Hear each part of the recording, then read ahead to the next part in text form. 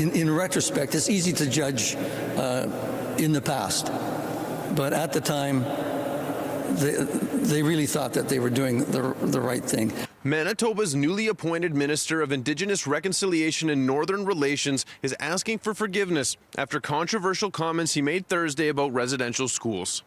His statement in part reads, "Today, I would like to offer my sincerest apologies to all Indigenous and non-Indigenous Manitobans and Canadians whom I've offended greatly with my remarks yesterday. I am reaching out to Indigenous leaders to begin this important dialogue and to chart a path forward together to advance the very important work ahead of us. I hope we can work together in the spirit of friendship and cooperation to advance reconciliation and create a safer, healthier, and more prosperous future for all Manitobans." His statement comes one day after this scene played out inside the Manitoba legislature. From my knowledge of it, the residential school system was designed to take Indigenous children and give them the skills and abilities they would need to fit into society as it moved forward. So I cannot accept you saying what you just said about residential schools. Can you continue to tell Ajamodier that he has listened to stories of residential school survivors, and it is not cultural relativism or revisionist history to say residential schools were wrong? I look forward to working with you in the future as a leader of the opposition. We'll give you a chance, but you can't be out here defending residential schools if you want to work with Indigenous communities. Killing the Indian in the child was wrong.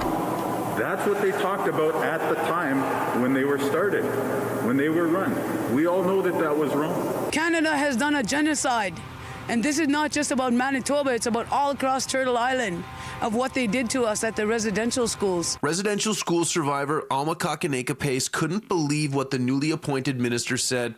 Kakaneka-Pace is camping outside the legislative building right now, calling on government to search all former residential school sites for children who were buried in unmarked graves. She doesn't feel Ajamodier is fit for the job. Get this guy out.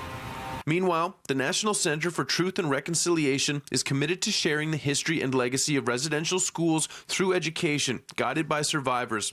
A statement in response to City News reads, "The NCTR would like to extend an invitation to the new Indigenous Reconciliation and Northern Relations Minister, Dr. Alan Lajamodier, to visit the centre and sit in a circle with survivors and elders to learn the true history of residential schools in Manitoba and across the land."